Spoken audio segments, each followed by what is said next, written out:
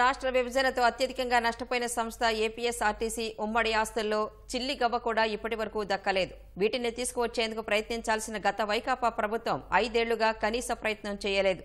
లాభం చేకూర్చకపోగా మరింత నష్టం జరిగేలా వ్యవహరించింది.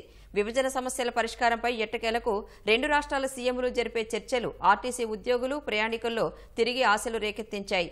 చర్చలు సఫలమై సంస్థకు పూర్వ వైభవం దక్కాలని ఆర్టీసీ ఉద్యోగులు కోరుకుంటున్నారు.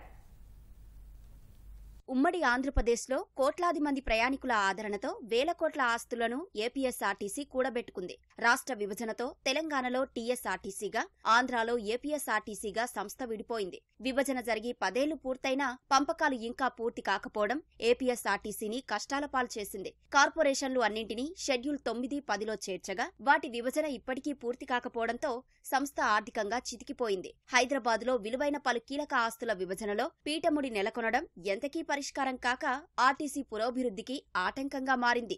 ఏపీఎస్ఆర్టీసీ పేరిట ప్రతి జిల్లాలోనూ ఆస్తులు ఉండగా వీటిలో 14 చోట్ల ఉమ్మడి ఆస్తులు ఉన్నట్లు గతంలో గుర్తించారు. హైదరాబాద్లోని ముషీరాబాద్లో ఉన్న ఆర్టీసీ ప్రధాన కేంద్ర కార్యాలయం, బస్ భవన్, తార్నాకలోని ఆర్టీసీ ఆస్పత్రి, మియాపూర్లోని bus body building unit, Hakimpet, మియాపూర్లో ఉన్న బస్ బాడీ యూనిట్ సహా పలు ఖాళీ స్థలాలు ఆస్తులను ఉమ్మడి ఆస్తులుగా కార్పొరేషన్లో తెలిపారు. వీటి విలువ 2014లోనే 1000 కోట్లు ఉంటుందని లెక్క తేల్చారు. విభజన చట్టం ప్రకారం ఉమ్మడి ఆస్తులను 58:42 నిష్పత్తిలో ఏపీ, తెలంగాణలు పంచుకోవాలని కేంద్రం ఆదేశించింది.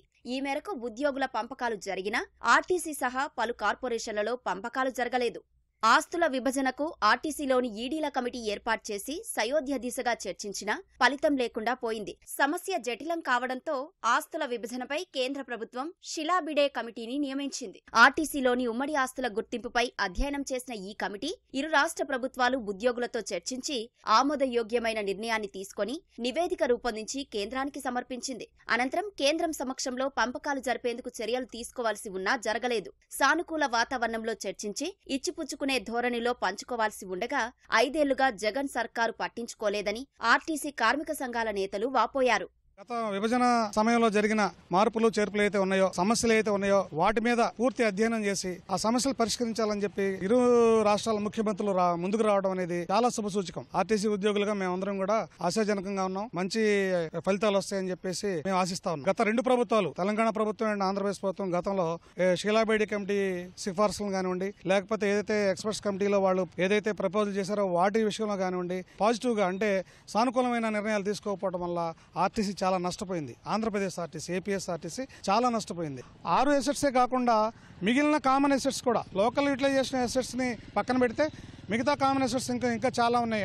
తర్నక హాస్పిటల్ ఉంది, తర్వాత ఇంకా మనకి బిల్డింగ్స్, క్వార్టర్స్, తర్వాత చాలా ఉన్నాయి. ఇవన్నిట్లో కూడా ముఖ్యమంత్రి గారు చంద్రబాబు గారు రేవంత్ రెడ్డి గారితో కూర్చొని మాట్లాడేటప్పుడు ఏపీఎస్ఆర్టీసీ సబ్జెక్ట్ మీద పూర్తిగా మనకి రావాల్సిన అసెట్స్ విషయంలో, ఎందుకంటే 2 ప్రభుత్వాలు సానుకూలమైన ప్రభుత్వాలు ఉన్నాయి.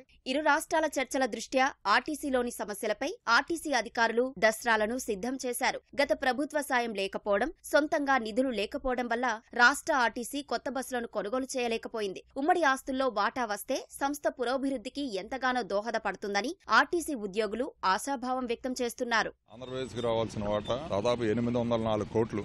ఇది విభజన జరిగిన తర్వాత షీలాబేడి కమిటీ నిర్ణయించిన ప్రకారం 6 ఆస్తుల్లో ఆంధ్రప్రదేశ్కి రావాల్సిన వాటా సుమారు 804 కోట్ల రూపాయలు. అది తక్షణం వచ్చే విధంగా ఇద్దరు ముఖ్యమంత్రులు కూర్చొని సమన్వయంగా ఆలోచించి మన ఆర్టీసీ సంబంధించిన రావాల్సిన ఆస్తులన్నీ ఆంధ్రప్రదేశ్ ఆర్టీసీ కేటాయిస్తే ఆర్టీసీ కూడా స్ట్రెంథన్ అవుతుంది. అది ఎట్టి పరిస్థితుల్లో సాధించుకొస్తారని చెప్పేసి ఆశాభావాన్ని వ్యక్తం చేస్తా ఉన్నాం. లేట్ అయిందంటే గత ప్రభుత్వం అసలు వాటి మీద దృష్టే పెట్టలేదండి. రీజన్స్ మరి తెలియదు కానీ ఆర్టీసీ మీద అసలు, ఎందుకంటే కోవిడ్ తర్వాత ఆర్టీసీ సర్వీసులు పునఃప్రారంభించే టైంలో ఈ సర్వీసులన్నింటినీ ఆపేశారు.